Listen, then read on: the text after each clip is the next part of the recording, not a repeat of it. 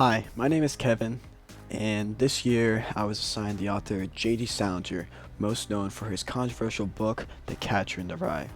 But he also wrote other books such as Franny and Zooey and Nine Stories. To start off with, in order to properly understand J.D. Salinger and his writing, it's important to take a look into his background and what inspired his writing in the first place. J.D. Salinger grew up in New York, New York, and was the youngest of two children and the son of a rabbi. At the age of 14, Salinger was dismissed from McBurney Private High School for bad grades. In spite of this, his parents sent him off to Valley Forge Military Academy in Wayne, Pennsylvania to get him a proper education. After graduating from Valley Forge, Salinger would embark to NYU for 1 year before dropping out and heading to Europe to explore new business adventures. Salinger would later return to the States and attempt college once more, where he would begin writing short stories with his teacher, Burnett, who would publish it in a relatively popular magazine at the time. Despite the upturn for Salinger, like so many American men around this time, Salinger was drafted into World War II. Salinger was one of many men who were sent to the Hellraisers of Normandy Beach during World War II, and of his battalion, Salinger was one of the few men who survived and experienced mass trauma as a result. Salinger continued to write during this time and assembled his most famous work, The Catcher in the Rye. Due to the severe trauma throughout the war, Salinger would begin to write with a more morbid tone with a common theme of loneliness, isolation, and depression reoccurring throughout his novels.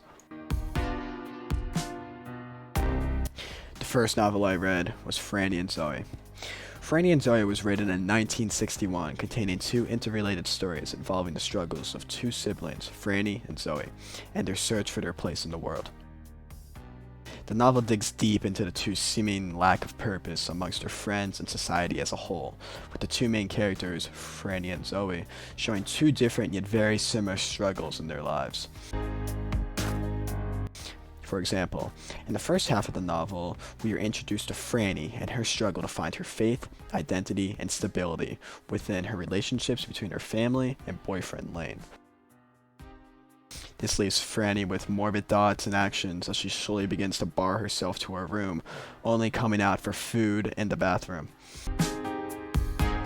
The second part of the novel follows the path of Zooey as he attempts to comfort Franny with her problems by offering his experience with these problems and sharing his own insecurities as a result. Through this, we find out just how similar the two are, with the story ultimately ending with the two coming to terms with their imperfections and accepting their place in the world. The second book I read by J.D. Salinger was Nine Stories. Nine Stories by J.D. Salinger is a novel composed of 9 short stories, each containing the same common theme of isolation, loneliness, and depression. While the importance and significance of each of the stories can vary depending on personal interpretation, the 3 most significant stories I came up with are A Perfect Day for Banana Fish, For Esme with Love and Scholar, and Teddy. To start off with, A Perfect Day for Banana Fish, the opening piece to the novel, introduces the character Seymour Glass. Seymour Glass, as mentioned in Franny and Zooey, was a disturbed war vet who experiences large trauma from his time serving overseas, and experiences depression and self-isolation as a result.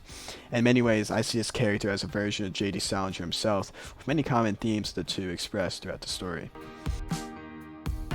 The 6th story of the novel, titled For Esme with Love and Squalor, once again follows the story of a soldier suffering from PTSD and his encounter with a young girl named Esme. The two meet at a tea shop in England while the soldier was stationed there and strike up a conversation together. The soldier is deeply touched by the sympathy from the young girl and decides to keep in touch with her via letters of the next years, but unfortunately, after being stationed back in Europe and witnessing the death of many close friends, the soldier loses his mind and stops reading the letters he's been receiving. Once again, this story and character is a reflection of the author's own personal anguish he experiences in World War II and really shows the evils of war. The final story of the book, Teddy, shows the same themes as the one presented before. As we meet our character, Teddy, we learn of his intense wisdom, enlightenment, and intelligence inclined to such a young 11-year-old boy. As the story unfolds, we learn of Teddy's strained relationship with his parents and kids at school. The story ends with Teddy jumping into the water and swimming towards a distant lighthouse, believing that it will lead him to his destiny. The final book I read by J.D. Salinger was The Catcher in the Rye. The Catcher in the Rye is J.D. Salinger's most notable novel, often credited for the assassination of lead guitarist John Lennon of the Beatles and the attempted assassination of Ronald Reagan, the former president of the United States. The Catcher in the Rye is so popular, in fact, that it is even featured in many popular pop culture references and TV shows such as South Park.